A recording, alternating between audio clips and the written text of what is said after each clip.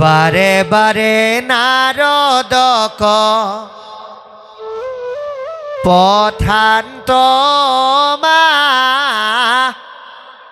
ধবে নিৰন্তদাৰকাৰিহি কৃষ্ণৰ গৌৰৱে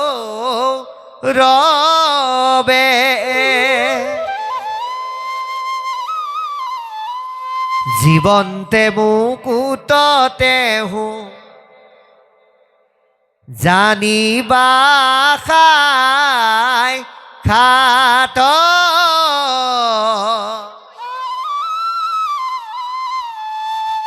তথাপিও চুকয়াতি কৃষ্ণৰ সেৱাত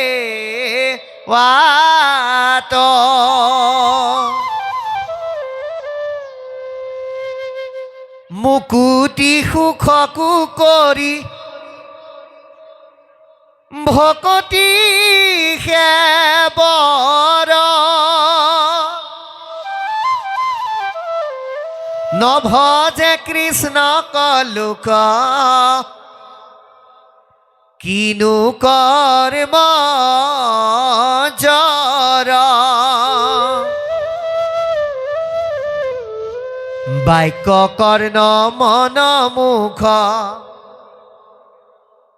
আছই মানে যাৰ কৃষ্ণ ভকতিত সম স্তৰে অধিকাৰ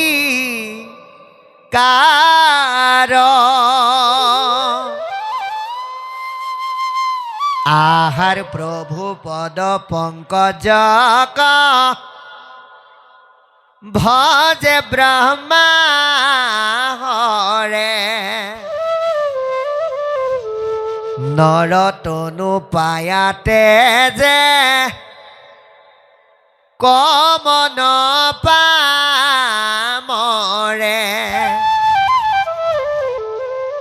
একোকালে মনুষ্যে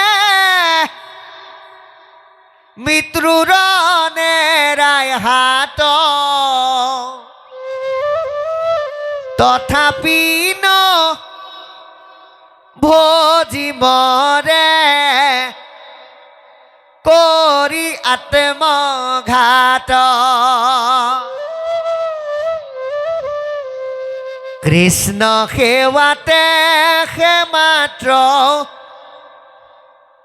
গুছে মৃত্যু ভয় জানিয়া কৃষ্ণক ভজা কৰিয়া নিশ্চয় গতিকে আমাক ইয়াৰ যোগেদি কি ক'বলৈ যত্ন কৰিছে যে বাৰে বাৰে নাৰদক পথান্ত মাধৱে আপুনি নিজক প্ৰশ্ন কৰক খুদ ভগৱন্তই নিজেই নাৰদক কৈছে হে নাৰদ তুমি অকণমান বসুদেৱকে আদি কৰি সকলোৰে খবৰ এটা লৈ আহাগে যোৱা কিন্তু নাৰদ নাযায় অকণমান আঁতৰি গ'লেই জানছা কৃষ্ণ সেৱাৰ ৰসৰ পৰা বঞ্চিত হ'ব এই বুলি ভাবি যাব বিচৰা নাই এতিয়া আপোনাৰ আমাৰ আৰু নাৰদৰ মাজত পাৰ্থক্য আছে নেকি কিবা আমি চাব লাগিব আপোনাৰ আমাৰ আৰু নাৰদৰ মাজত পাৰ্থক্য এইটোৱেই যে কৃষ্ণক লগ পায়ো নাৰদে যাবলৈ ইচ্ছা প্ৰকাশ কৰা নাই কিন্তু আপুনি আমি ভাগৱতৰ যোগেদি নাম তত্ত্বৰ দ্বাৰা কৃষ্ণক লগ পাবৰ কাৰণে আমাক নিমন্ত্ৰণ কৰিলেও আমাৰ যাবলৈ কিন্তু সময় নাই আপোনালোকৰ কথা কোৱা নাই দেই আমাৰ নিজৰ কথা কৈছোঁ যে আমাৰ সব আছে খাবলৈ ভাত আছে পিন্ধিবলৈ কাপোৰ আছে থাকিবলৈ ঘৰ আছে কথা বতৰা পাতিবলৈ ভাৰ্যা আছে মৰম স্নেহ কৰিবলৈ পুত্ৰ আছে নাই কি বোলে নামলৈ মাতিলে যাবলৈ সময় নাই এই সময় নাথাকিলে আৰু বিষয়ে বান্ধি ৰাখিলে আমাৰ জীৱনত আপুনি আমি নেদেখাকে পিছফালে 3ডাল নেগুৰ লাগি থাকে দেই, যাৰ সময় নাথাকে। মই আপোনালোকক সেই নেগুৰ কেইডাল বা পঘা কেইডাল আজি চিনাকি কৰি দিম। যাৰ সময় নাথাকে, কৰ্মময় জীৱনৰ মাজত ঈশ্বৰৰ ওচৰলৈ আহিবলৈ যাৰ সময় নাই, তেওঁলোকে কেইটামান শব্দ ব্যৱহাৰ কৰে। কি বুলি? হেতেন, ছিলে, যদি আৰু কিন্তু।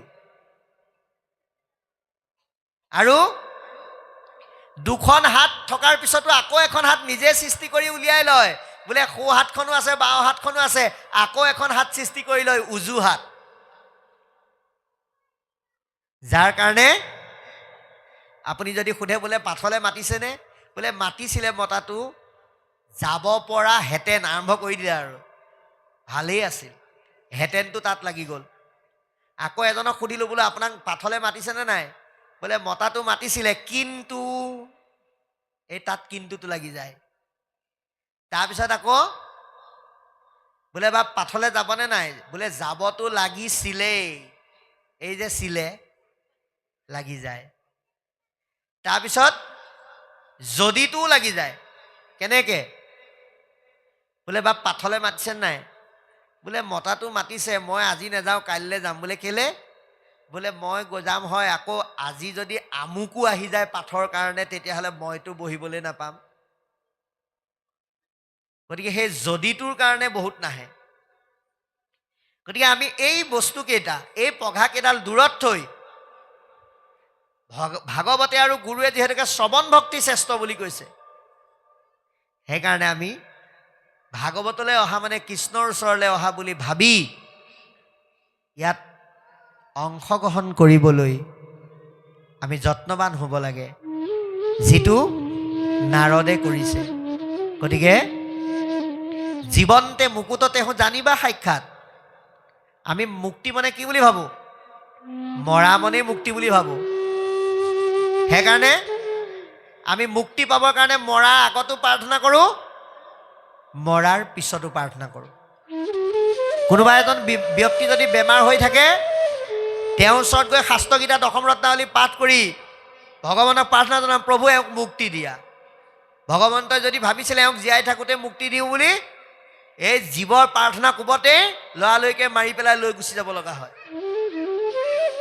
মানুহ মৰা মনেই মুক্তি নহয়, কিন্তু জীৱন্ত অৱস্থাটো মুক্ত হ'ব পাৰে। কেনেকৈ? এৰা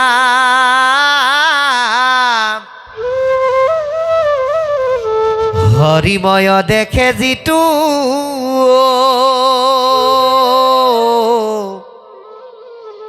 সমস্ত জগত জীৱন্তে মুকুত সিটো, অচিৰ কালত। আমি যদি গছ লতা তৰু তৃণ, পশু পক্ষী, কীট পতংগ সকলোকে যদি ঈশ্বৰময় দৃষ্টিৰে চাব পাৰোঁ, তেতিয়াহ'লে আমি মুক্তি পাবৰ কাৰণে মৰাৰ সময়লৈ বাট চাব নালাগে।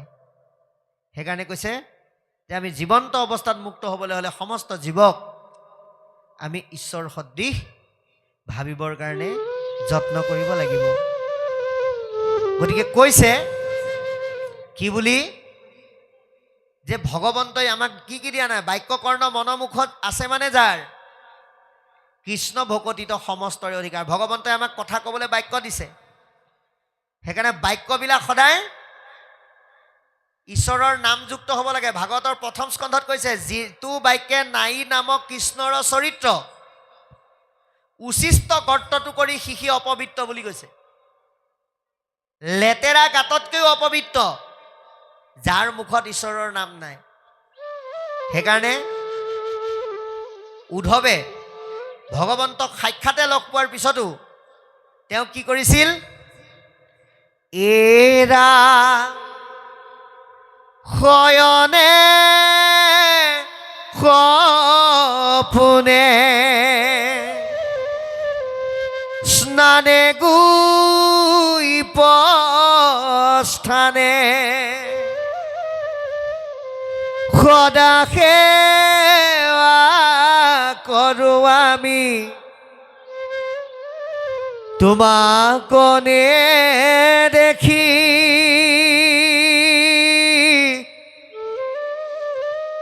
ৰাখি প্ৰাণ প্ৰভু কিবতে বৰ্তিব স্বামী।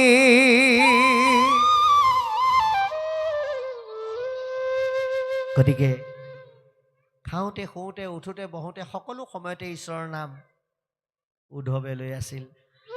গতিকে আমাক বাক্য নামৰ বস্তুটো যেতিয়া অন্য জীৱতকৈ বেছিকৈ দিছে, ইয়াক সকলো সময়তে প্ৰয়োগ কৰি ঈশ্বৰৰ চিন্তা কৰি প্ৰতিটো কৰ্ম কৰিব লাগে। জীৱনত বাক্য ব্যৱহাৰ কৰি আমি ঈশ্বৰৰ নাম ল'ব পাৰোঁ, কিন্তু তাৰ কাৰণে কাণ নামৰ জপনাখনেদি ভাগৱতৰ ৰস হৃদয়লৈ সুমুৱাব লাগিব। সুমুৱাই মনেৰে চিন্তা কৰিব লাগিব। বাক্য কৰ্ণ মনমুখ, যিমানেই বাক্য ঈশ্বৰ ৰসযুক্ত হ'ব সিমানে কাণে সেই বাক্যবিলাক হৃদয়ৰ পৰা উলিয়াবৰ কাৰণে হৃদয়ত জমা কৰিবলৈ বিচাৰি ফুৰিব। কাণ সদায় কৃষ্ণ বাক্যৰ সন্ধানত থাকিব আৰু লগে লগেই আপোনাৰ মুখখন কৃষ্ণৰ ৰসযুক্ত হৈ পৰিব। এই কৰ্ম আমাৰ অধিকাৰ বুলি কৈছে।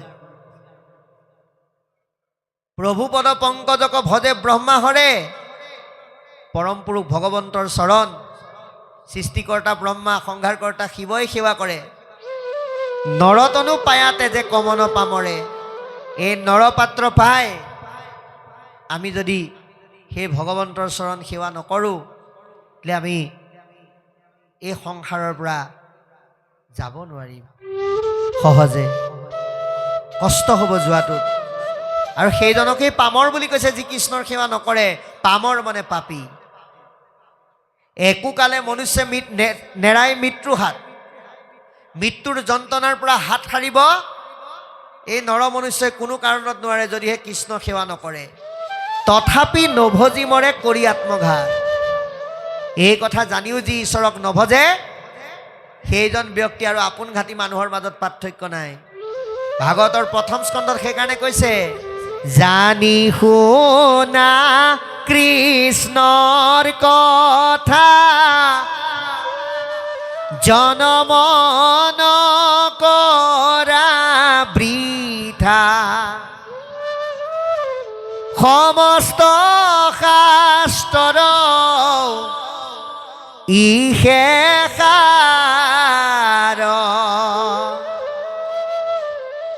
কৃষ্ণ কথা পৰিহৰি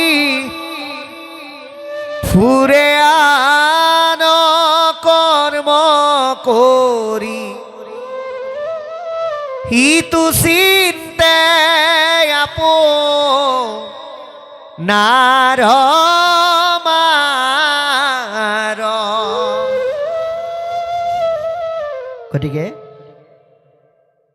কৃষ্ণৰ চৰণ জানি শুনি সেৱা নকৰি ভজনা নকৰাজনে নিজেই নিজৰহে ধ্বংস মাতি আনিব। সেইকাৰণে কৃষ্ণ সেৱা তেখে মাত্ৰ গুচে মৃত্যু ভয়। কৃষ্ণৰ সেৱাই আমাৰ মনৰ পৰা পাপ আৰু পুণ্য এই দুটা বস্তু নাইকিয়া কৰিব পাৰে। আপুনি পাপ লৈ গ'লেও আহিব লাগিব, পুণ্য লৈ গ'লেও আহিব লাগিব। পুণ্য লৈ গ'লে যেনিবা অকণমান আৰামত যাব পাৰিব, পাপ লৈ গ'লে কিন্তু কষ্ট হ'ব। কাৰণ পাপ যুক্ত দেহটোক নিবলৈ কোন আহে? যম ৰজা। কিন্তু পুণ্যযুক্ত আত্মাটোক কৃষ্ণই ভাল পায়।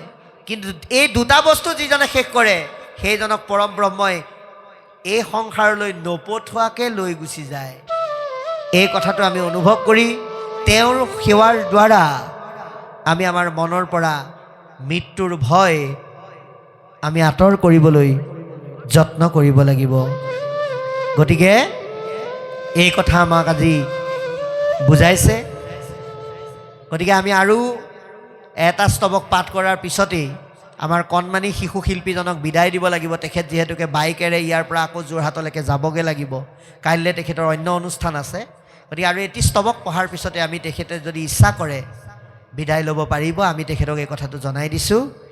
এৰা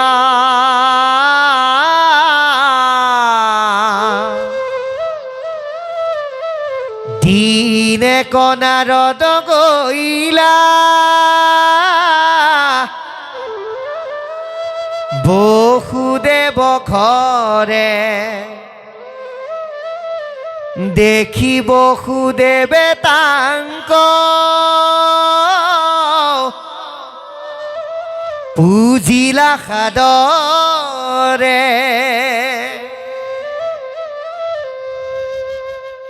কৰিলা প্ৰণাম পাছে আসনে বসাই বুলিলা বিনয় বাক্য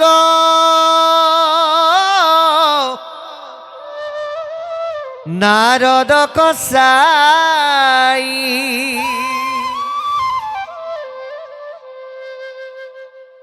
পিতৃ মাতৃ আহিলে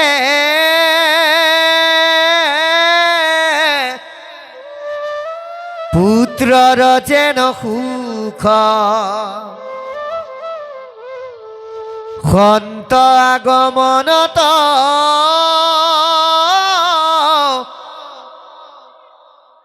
দুখীৰ গুছে দুখ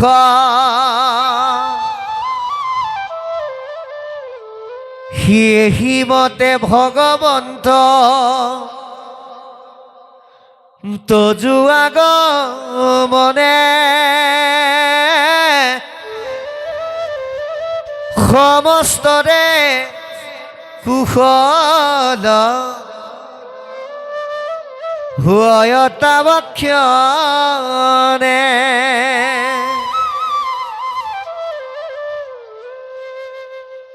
দেৱতাটো কৰি শ্ৰেষ্ঠ হন্ত সাধু জন সাধু হন্তে সৰ্বসুখ হুৱে অনুক্ষণ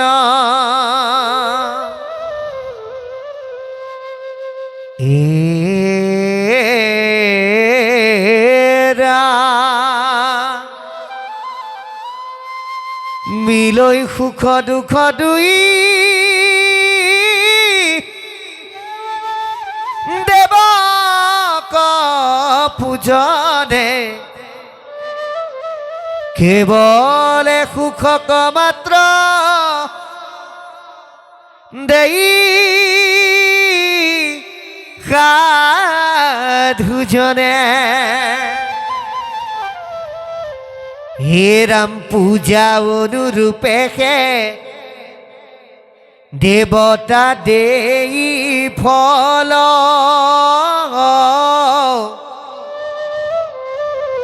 সাধু হব স্বভাৱতে দুখিত বৎসল তোমাৰ সদৃশ যাৰাও শ্ৰীকৃষ্ণ তমন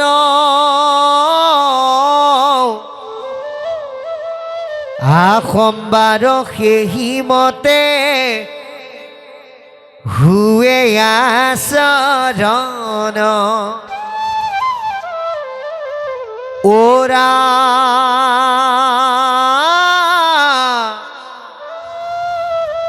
ভৈলু সুকৃতাৰ্থ যদি ঋষি মহাশয়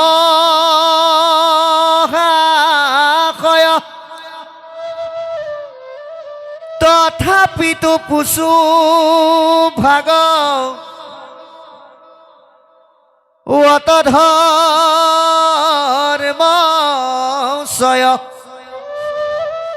হেৰা পৰম শ্ৰদ্ধায়ে যাক শুনিলে মাত্ৰকে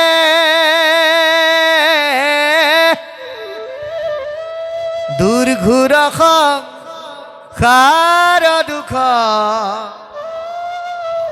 তৰে সৰ্বলোকে